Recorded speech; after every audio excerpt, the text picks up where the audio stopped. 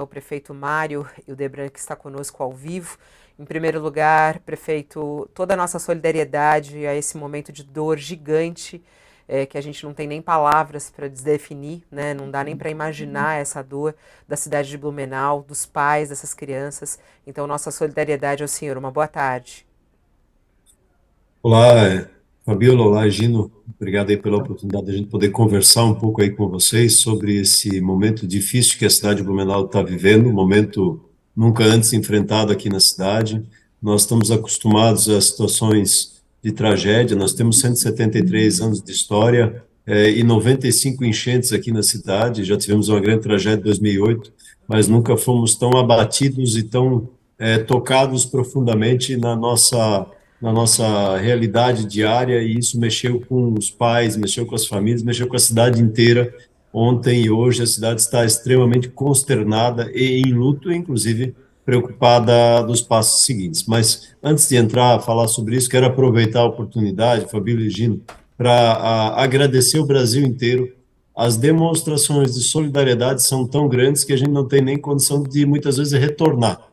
De tanta gente tem ligado, mandado mensagem, WhatsApp, e-mail, enfim, autoridades, não autoridades, empresários, artistas, tem sido um momento ímpar aí de Uhum. solidariedade. Eu quero repassar essa solidariedade a todas as famílias que perderam suas crianças. No meio Ô, disso, prefeito. Uhum. temos uma boa notícia também, Uhum. que é a liberação das 4 crianças do hospital que foram feridas. Acho que essa é uma boa notícia aí para a gente também repassar para o Brasil inteiro, um alento de alegria e de superação também para a cidade está feliz com essa notícia nesse dia, e claro, outras ações, como o Higino colocou, nós vamos trabalhar aí adiante em matéria de fortalecimento da segurança nas escolas. Hoje tivemos uma reunião com a polícia, ontem tivemos e hoje também, com todos os diretores de escolas municipais, estaduais, centros de educação infantil e escolas privadas para discutir as ações que vamos ter adiante. Ações essas que vão desde o monitoramento,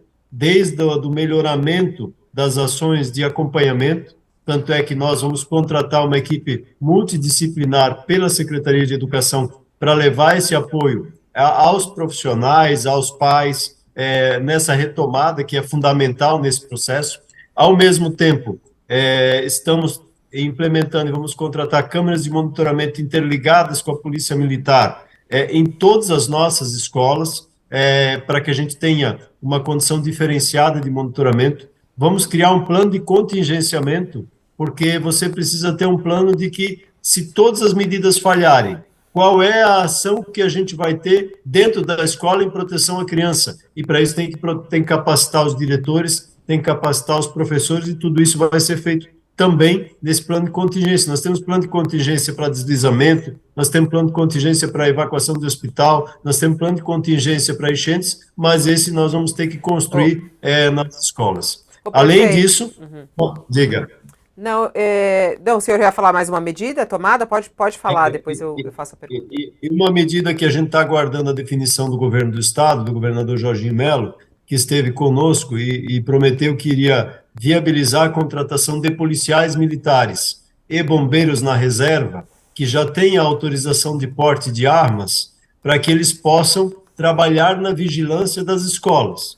Se isso for implementado, é uma ação muito mais rápida, porque eles já estão treinados, capacitados, já estão prontos, têm formação para essa ação. Então, nós estamos aguardando a definição do governador Jorginho Melo em relação a essa questão, para que a gente possa, de fato, ter essa resposta e esse atendimento dessa demanda, e, se isso O não senhor for acha que é viável, o vamos buscar caso de outro. ter. O senhor defende a presença de policiais ou policiais da reserva em todas as escolas da cidade de Blumenau?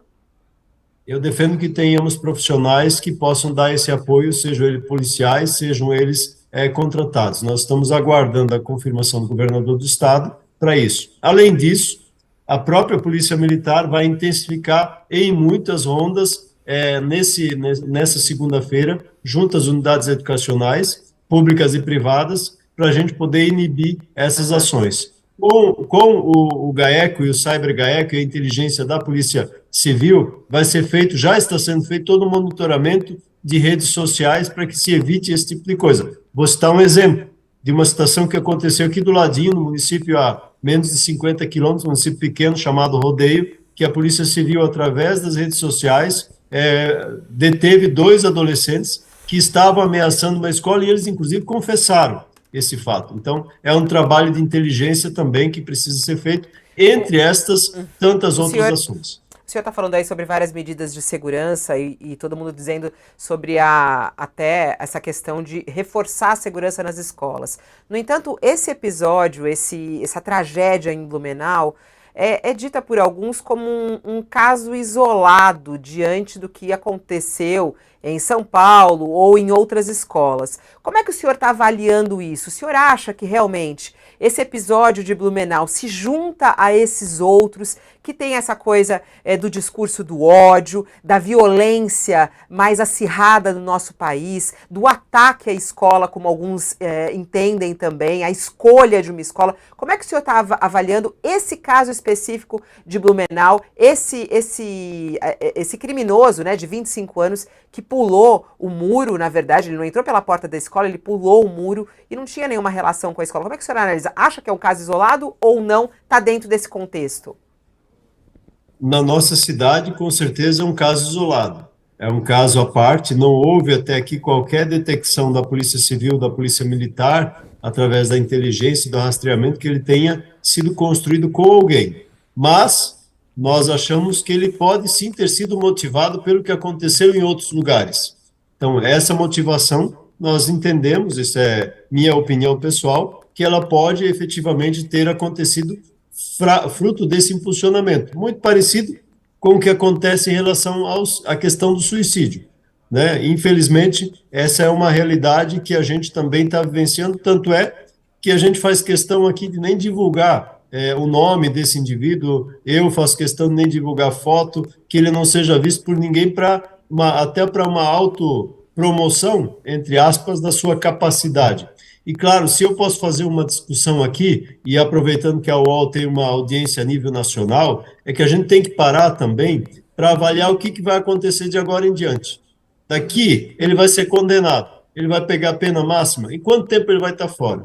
Será que um cidadão daqui a 20 ou 30 anos, esse indivíduo, vai ter condição de andar na rua? Será que ele não vai continuar oferecendo risco para as crianças e para as famílias, se ele depois de 20 ou 30 anos? Eu não acredito, pelo perfil que a gente tem visto aqui, que ele tenha alguma condição de estar na rua. Mas, infelizmente, nossa legislação é branda em relação a esse processo. Outra coisa... Mas aí o que o senhor defende? Mas é importante isso que o senhor está falando, porque ontem, nas redes sociais...